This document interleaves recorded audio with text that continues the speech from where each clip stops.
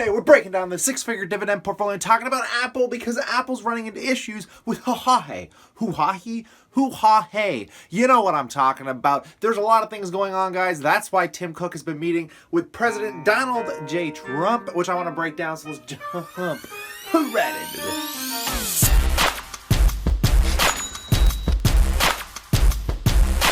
Welcome back, passive income investors. Today we got a lot to go over with the two accounts here, guys. So these are my two savings account, which the old subscribers, you guys know what's going on here. But I want to talk about Apple specifically today because the markets have been on fire. Specifically today, they haven't been helping my account at all, though, because the Canadian dollar has been on the uptrend. If you don't know the Canadian, if you are a foreign investor, you have to deal with the currency fluctuations. If we take a look at a month of the Canadian dollar, man, it has been on quite a little bit of a run. So right now, this is good and bad for a couple of reasons. If I'm buying stocks right now in USDs, I'm getting a bit of a discount, but the stocks that I hold in USDs that I bought over the last month or even over the last year, and any of these dips when the dollar's been down, it's actually costing me money. It's an interesting way to look at it, and that's why even though Apple's up $200 or up over $200 a share today, I'm still not up that much on my equity, but 16% isn't terrible from 170, but really you'd think it'd be closer to like 20%, but after the commissions, the conversions, and blah, blah, blah, it's a little lower than I'd like to see it,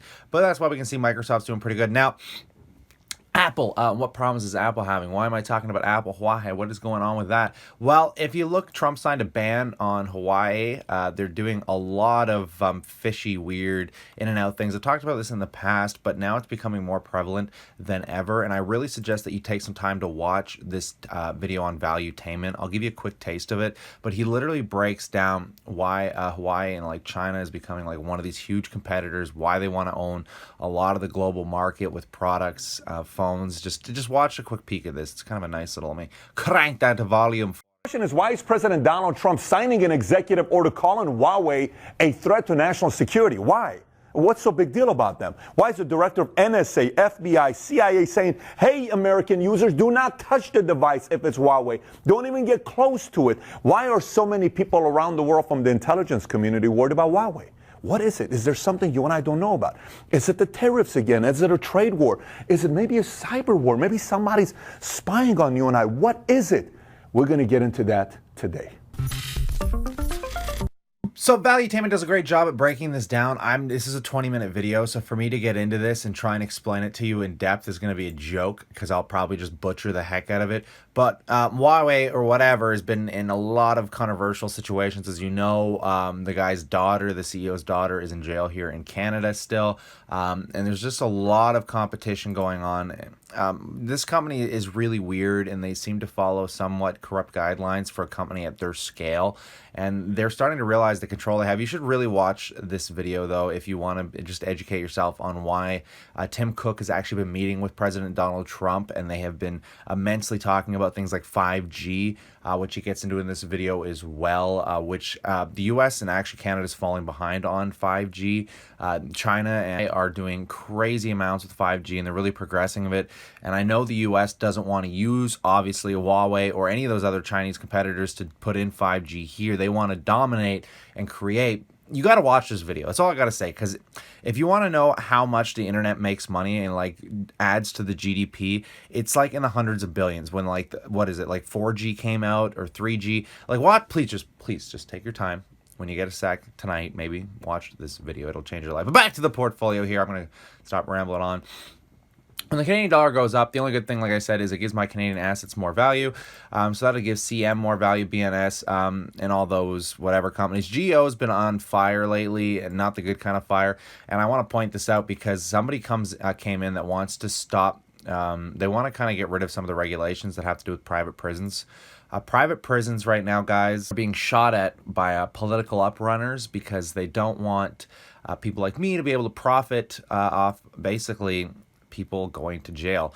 It's always an immoral and I mean, that's why you're getting these yields, guys. This 8.84% yield is covered by the fundamentals for sure, and it's covered by the taxpayers.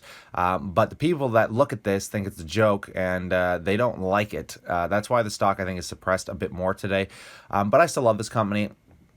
I do plan on buying more for long-term holds. I just don't think prisons are going anywhere. I think this will be around for a while because it's such a high dividend yielding company. It's a prison. There's a lot of volatility, a lot of interesting issues with it when it comes to, again, just political uprunners, guys. But you can take a look. It's a fairly large cap company. There's only 2 private prison companies in the whole U.S. that pretty much manage this stuff. So I think it's a really good, unique, hard barrier to entry kind of real estate that I like to get involved with because I haven't been able to find any good real estate companies. If you know any, let me know in the comment section below. But we got Microsoft because, I mean, the REITs pay good dividends, right? But Microsoft, like I said, it's been on fire. I don't ever plan on selling this guy. I like that I bought 8,000 or worth 10,000. I like trying to get my shares around that $10,000 value. Northland Power has been on fire lately as well. If this thing protrudes any higher, I'll probably liquidate some shares out of it as well. Not that I like, what's the saying? I think PPC Ian says this all the time too. He doesn't like to... you don't want to detour. Oh man, I'm having like a blanking out on this word here. I don't want to discredit any stocks that are doing well. Like if you got drips on or you're doing share buybacks, usually people won't buy back shares that are all-time highs. I don't want to do that with this company. I don't want to do it with any company, but the problem is I'm trying to rebalance my entire portfolio here, and we can see there's a lot of out of whack things going on. Like we have some stocks that don't have a lot of money in them, and then we have stocks that have a lot of money in them, and this is still just my tax-free savings account, because if we head over into my other account here, we can obviously see there's been a lot of volatility going on, and I'll explain to you kind of how I want to leverage all of this out in a sec. But let's just take a quick look at some of these guys. We got MO, BTI being really suppressed lately, but I like that these are down because I love these companies, and I really want to actually get them into my tax-free savings account. Right now, the only one that's been doing okay that has hasn't corrected that much is BMO. Constellation Brands, I like that it's down here as well. I just wish I had more money. I love buying these guys, especially when I see them come back down to like my starting prices. It makes me very, very happy inside, especially with Tesla down too. If I had like another 20 grand, man, I'll buy all these up again. But what essentially I'm going to plan on doing here, guys, is I want to transfer some of these over into my TFSA. And the way I plan on doing that is by sharing these down in size. I do not think these positions need to be nearly as big as they need to be. I've kind of realized I've let them run away, and it's probably not the smartest thing because we can see like with CM when it goes down, you start feeling a bigger hit. But what I want to do is essentially I want to level out money in this. So I'm probably going to wait till this gets back up to like the 210, 220 mark and wait till this gets over about $20,000 in market value is what I'm hoping, again, speculative here, I'm hoping happens, because then I'll probably pull about, give or take, 8,000 out of it. And I'll do the same with Canadian Imperial Bank. When it gets back up to my average price here, I'm probably going to pull out 3,000 or 4,000 of it. And I like to do the same with Northland Power and maybe scale down a little bit. I'm not as much. I do like this as it's my only monthly paying dividend stock. So ideally, I'd like to keep a lot of this, but maybe pull out 2,000 to 3,000 of it. Take all that extra money and I would buy a little bit more GO, a little bit more SO, and then I would love to definitely transfer some of that money into MO and BTI and STZ. I would like to get these 3 companies specifically in my tax-free savings account, and then hopefully going into next year, I can add a little bit of Tesla. I want to get Tesla into that tax-free savings account. I like the high growth companies in there, because essentially if they explode one day, it's going to allow me to buy a lot more dividend-paying stocks, tax-free, which is what we always want. But at the same time, I want the dividends to be qualified, and I want to pay as the least amount of tax on them as possible and have them grow as quickly as possible by, reinvesting the dividends in the tax-free savings account. So it's kind of playing that balance of growth versus getting payments. So I really want to try and get at least MO and BTI. Hopefully within the year in this account is what I want to have happen. And then essentially after that point, with the money left over in this account, like I said, this is the money that I'm going to use to maybe buy an online business, to do something. I'm actually going to call my accountant today, and I'm just going to ask them about foreign investing, real estate. Can I buy into REITs? Would I be able to defer the capital that I make as income if I put it into, say, a mortgage company? And I don't mean like, that was a bad way of saying that. I mean a real estate company like Grant Cardone. If I gave Grant Cardone my money that I'm making, is that going to allow me to defer from HST and income tax? Because essentially I'm reinvesting it into a business. It's weird how that works. There's only certain things you can buy with income, and you still have to pay tax to an extent, but it's kind of like an expense, right? Like if I make $50,000 this year and I have to pay the HST and everything on it, but I ended up having expenses of $60,000, that means that I lost $10,000. I don't actually have to pay any tax or HST. So I'm curious, but that only works with certain expenses and qualified expenses, which you can look up. But really, I need to call an accountant because I don't know what the fuck I'm talking about. And I like to pretend like I know what I'm talking about sometimes, and I do to clearly somewhat of an extent to have come up with a portfolio like this, but I'm still in the gray area in a lot, and I don't want to be arrogant to think that I know everything. So I'm going to advise an accountant today and see what I can't get away with, because I'd really like to take the money in this account, because this is all the money I'm going to have to pay tax on, guys. This $26,000 is money that I've added to this account this year, and I've been desperately trying to not add money to it, but I just can't not help myself.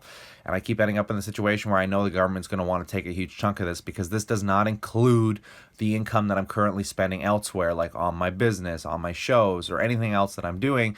So this, again, look, at this is just income that I'm saving as of today. We're only halfway through the year, guys. I'll probably end up adding another 10 to 15,000 to this account this year alone, if I continue to funnel money into this the way I'm funneling it, because I'm usually adding 1,000 to 1,500 a month on average, plus the dividends is, almost around $10,000. So I mean, look at that, guys. We're gonna be around 35,000 by the end of this year, hopefully.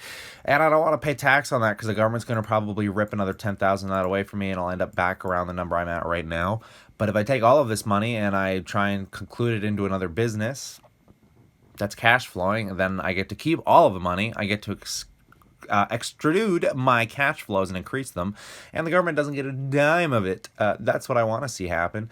And it's a lot of work. Might I say it's a lot of work. It's easier just to pay the government, but I'm a greedy little SOB while I live at home here, and I'm frugally being a minimalist. So let's get into the dividends real quick. My dividends have dropped again. I think I'm sitting around, what did I say, $4,748 off the top of my head if you add these two numbers together. And these fluctuate all the time. I'm really glad that Scotia iTrade updates these. We can see the monthly income, but this will fluctuate mildly based on the Canadian dollar. So Canadian dollar goes up, income goes down. Canadian dollar goes down, income goes up slightly. It's a hard thing to understand and balance, because anything in Canadian dollars, if the Canadian dollar goes up, the Canadian dollars I have in these Canadian stocks are actually going to do better. The buying power I have is stronger. But if the U.S. stocks, the Canadian dollar goes up, I'm going to be getting less money in my dividends. So let's say the dollar went up 25 cents. That would cut literally all of my dividend payments down. Like, it's kind of scary to think that's kind of how that works, but it's the risk you take. There's always risk. And that's why I'm trying to get this built out while I'm in my 20s, because again, I can afford that volatility now. If my dividends cut down by a quarter, it's not going to kill me today. It would hurt, but it's not going to kill me. I can rearrange the funds and get the dividends back up. I have income coming in. Like, now is the time to take all of this extended risk before anything else comes into fruition here, guys. But I'm really looking forward to next month is when I'm getting the big dividend payments coming in. Be about $600 plus in dividends. $600 or $700. It's gonna be great, guys, to add into some positions here. But yeah, you can see, like I said, monthly dividend pairs. Northland Power is the only one I got. It's hard finding really good monthly dividend pairs, except for REITs. But even REITs today, guys, are still pretty hard to get into. Like I said, I'm gonna look around, keep fishing, seeing what I can't learn. You guys can let me know in the comment section below. If you can give me any advice on tax diversion. If you own a property, like I said, the property is the best thing you can own. But I'm not going to have enough money for a down payment, because with properties, you can put money into repairs and anything else, and that automatically defers any income you make, which is muy bien. It's beautiful, but I'm a nobody, and I'm just starting out, and I ain't got enough money for a property unless it's a ghetto property or a condo. Not in Canada. Definitely not in Canada. I ain't going to be buying anything in Canada for 30 grand. I'll tell you that, but it's a start, right? So what you do is you invest it, and you just keep increasing the cash flow, and then I'll get to the point where I'm making enough money in a year where I'll be able to just afford a house with the down payment of what I'll make in the year. That's hopeful thinking, by the way, because I'll have to be making somewhere between $4,000 and $6,000 a month, because if I can save half of that, I'll be in the same position. What am I talking about? I don't even know what I'm talking about anymore. I should stop rambling. But yeah, let's just take a quick peek at the old stock twits here. But we can scroll through, guys, and see what's going on with some of the stocks and the Bitcoin itself, because a lot of people have been going on about Bitcoin lately, hitting 12,800. If you want to play this volatility, go ahead. I don't have the stomach for it. I love watching it. I think it's fascinating. I wish I bought it in the 3,000s, but I could say that about stocks that go up every day. Not my concern, guys. But are you into the Bitcoin? Let me know in the comment section below. I know I battered. I have nothing against you. I love y'all. You can make some money on it. I think it'd be awesome if you play the Bitcoin. It's fun to listen to people's stories. Like I said, I know people that have bought farms with Bitcoins literally like down the road from where I live. It's kind of crazy to consider. Is there any fun memes going on? No, there's probably just a lot of bulls ranting and raving. I don't think it's going to last, but that's just my personal opinion. That is an awesome meme. That is a friggin' hilarious meme. Oh my God. I don't think I've seen that one before.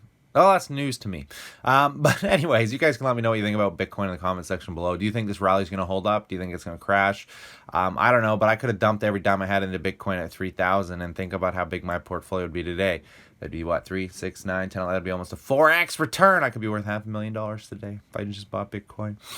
That's a bad way of thinking, by the way. Don't think like that, guys. There's guarantee get rich, and then there's gambling. But it turns out this might be the year of gambling. So stay cool. Stay awesome, guys. If you guys enjoyed this content, remember to slap a like and consider subscribing down in that corner there, guys. I've been working hard. I've been slamming videos out for you. This has been an interesting topic today. I wish I made a video yesterday with my portfolio, but I was so busy out and about, I figured I'd just do that really weird how much do I make breakdown. But I missed out on the actual portfolio, which took a huge dip. We were down about $1,500-ish yesterday alone, and today it looks like the markets have come back with a vengeance, so you kind of missed that little dip. But anyways, it's been fun breaking this down, so thanks for sticking around, guys. Stay cool, stay awesome. I look forward to chatting to you tomorrow.